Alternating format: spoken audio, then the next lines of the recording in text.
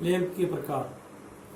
तो देखो लैंप कितने प्रकार के होते हैं, लैंप कई प्रकार के होते हैं। उसमें पहला प्रकार पढ़ेंगे इनकैंडिसेंट लैंप। इनकैंडिसेंट लैंप किसे कहते हैं कि वह लैंप जो प्रकाश के साथ में ऊष्मा भी उत्पन्न करता है, वह लैंप जो प्रकाश के साथ ऊष्मा उत्पन्न करता है उसे हम इनकैंडिसेंट लैंप कहते हैं। इनकैंडिसेंट लैंप होते हैं, यह भी मुख्य रूप से दो प्रकार के होते हैं, अर्थात इसके अंदर जो फिलामेंट स्थापित करते हैं, फिलामेंट स्थापित करने के आधार पर इसके मतलब प्रकार रखे जाते हैं। तो इसका पहला प्रकार आता है कार्बन फिलामेंट लैंप, अर्थात इस लैंप के अंदर फिलामेंट के रूप में कार्बन के मतलब कार्बन को प्रयोग में लिया जाता है। तो इसमें क्या होता है, जो कांच होता है उसको निर्वात कर दिया जाता है, यानी कि कोई हवा नहीं रहती है, और उसके अंदर कार्बन का फिलामेंट लगा देते हैं।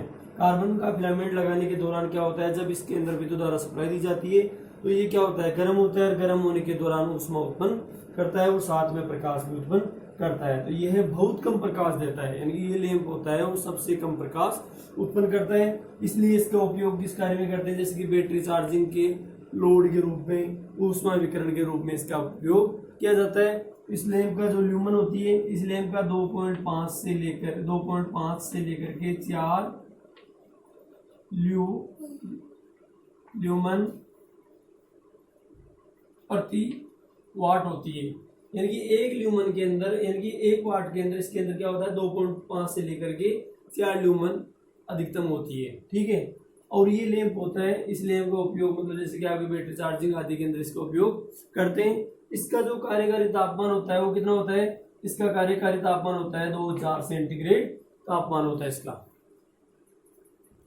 अब आएगा आपका दूसरा धात्विक फिलामेंट लैंप। तो धात्विक फिलामेंट लैंप होते हैं, ये भी मुख्य रूप से दो प्रकार के होते हैं, एक होता है निर्वात धात्विक फिलामेंट लैंप और दूसरा होता है गैस भरा धात्विक फिलामेंट लैंप। अर्थात पहला जो लैंप है कौन सा है, निर्वात धात्विक फिलामेंट लैंप। तो इसमें क्या होता है, अब देखो निर्वात धात्विक फिलामेंट लैंप। तो निर्वात धात्विक फिलामेंट लैंप में क्या होता है, इसके अंदर भी वही कांच जो आपका लैंप होता है, इस लैंप के अंदर हम क्या करते हैं, इस लैंप के अंदर कार्बन फिलामेंट की जगह हम धातु फिलामेंट लैंप, अर्थात इसके अंदर हम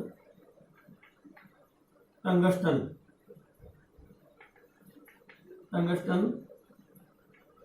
का फिलामेंट स्थापित करते हैं।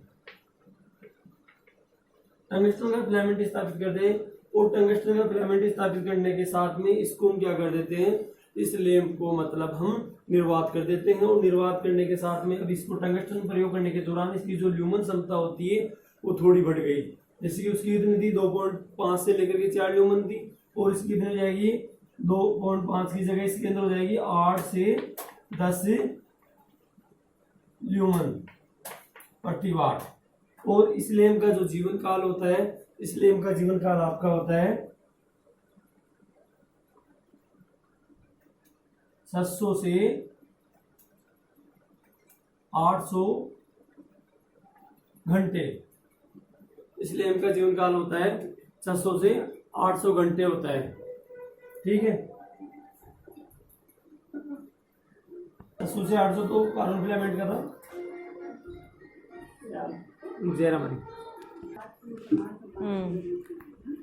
देखो इस लैंप का जीवन काल होता है वो 700,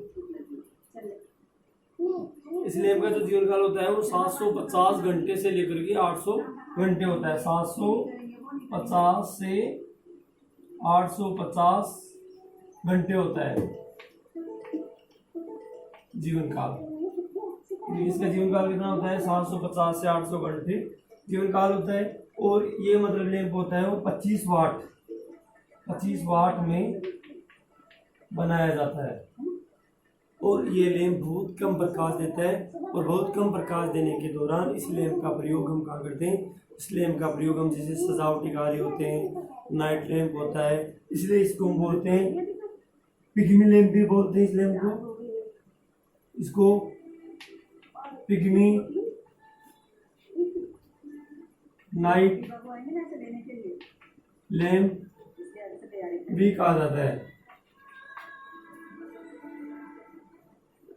अब आएगा आपका गैस भरा धात्विक फिलामेंट लैंप। तो गैस भरा धात्विक फिलामेंट लैंप के बाद अब आता है गैस भरा धात्विक फिलामेंट लैंप। तो इस लैंप में क्या करते हैं, जिससे कि आपका वही लैंप मतलब वही टंगस्टन वाला फिलामेंट प्रयोग करते हैं।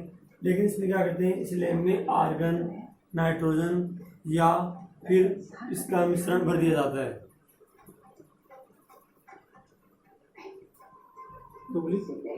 इस लैंप में आर्गन, नाइट्रोजन या फिर इसका मिश्रण भर दिया जाता है। अर्थात ये गैस क्या होती है, ये निष्क्रिय गैस होती है जो कोई किसी प्रकार की क्रिया नहीं करती है। ठीक है, इसमें टंगस्टन का फिलामेंट होता है, उसको कुंडली रूप में बनाया जाता है। अर्थात ये लंबा फिलामेंट होता है, तो लंबा फिलामेंट को हम कुंडली के रूप में लपेट देते हैं। तो कुंडली के रूप में लपेटने के दौरान क्या होता है, इसकी आकृति छोटी हो जाती है। तो इसमें गैस बढ़ने से क्या होता है, इसमें जो गैस भरी है, निष्क्रिय गैस भरी है, इससे इसका जो जीवन काल होता है वो भी बढ़ जाएगा। और इसका जो कार्यकारी तापमान होता है वो जैसे कि सामान्य रूप से पहले वाले लैंपों में 1800 या 2000 हमने देखा था, वो क्या हो गया, वो हमारा 2500 से 2700 सेंटीग्रेड की ताप सहन क्षमता इसकी बन गई।